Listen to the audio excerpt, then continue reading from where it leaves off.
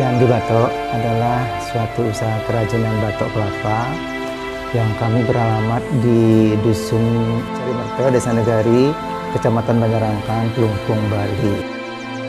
Yang di Batok adalah suatu usaha kerajinan batok kelapa yang berdiri kira-kira tahun 1997, di mana berdirinya kerajinan batok kelapa ini kami sebenarnya rintis berdua. Kami rintis bersama adik kami sendiri, di mana adik kami bernama Made dan saya sendiri bernama Wayan. Akhirnya kami gabung menjadi Wayan dan Made Yandi. Karena berusaha di batok kelapa, kami namakan yang di batok kelapa.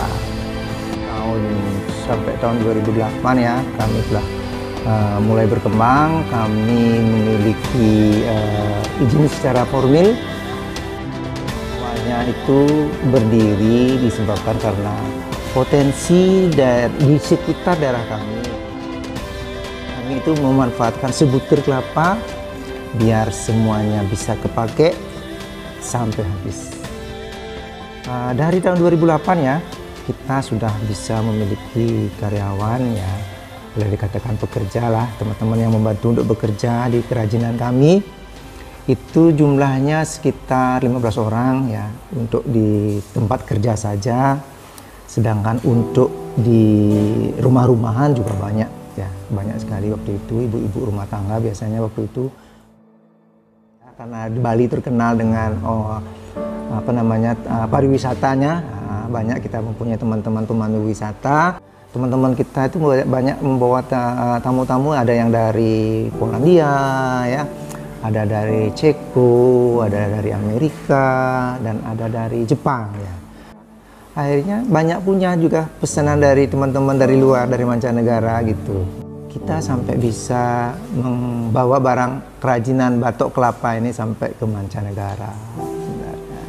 Di samping teman-teman keluar ya, dari luar, kita pun sebenarnya memasarkan kerajinan kita ini banyak kok di tempat-tempat wisata yang ada di Bali ya, terutama di daerah Ubud ya, di daerah Gentong tuh, dan lagi pasar-pasar seni ya yang ada di Sukawati, yang ada di Kumpulsari, yang ada di Kute kan, ada di Nusa Dua lagi ya.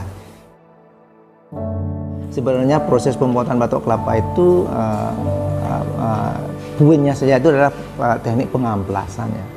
Dari sebutir kelapa itu kita akan bentuk sedemikian rupa. Yang pertama kita mau jadiin apa? Apakah dibikin jadi batok, jadi mangkok, jadi celengan kah, atau jadi asbak, jadi tas.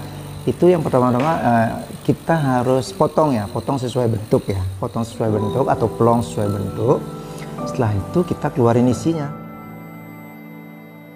Hampir selama 3 tahun ya, dilanda musibah, boleh dibilang musibah internasional ini, masalah COVID ya, yang belum bisa terselesaikan sampai sekarang. Sebenarnya di usaha untuk mempertahankan usaha itu adalah usaha kami yang paling berat. Dari tahun 2016 yang di Batok waktu itu sudah mulai melirik isi, mengolah isinya, di mana isi daripada batok kelapa itu kita olah, ada yang menjadi sahur ya, ada yang menjadi minyak, ada yang menjadi jajan ya. Akhirnya dari sebutir kelapa itu kita banyak mendapatkan produk turunan. Kerajinan batok kelapa itu jangan kita lihat dari unsur seninya saja ya, tapi mari kita mulai melihat kerajinan batok kelapa itu dari unsur fungsi ya. Karena kalau kita melihat dari unsur seni, kerajinan batok kelapa itu nanti akan bagaimana ya, sulit untuk berkembang, sebab nilai seni seseorang itu akan berbeda-beda. Tetapi kalau kita melihat kerajinan batok kelapa itu dari segi fungsi, kerajinan batok kelapa itu akan cepat berkembang sesuai dengan fungsinya masing-masing.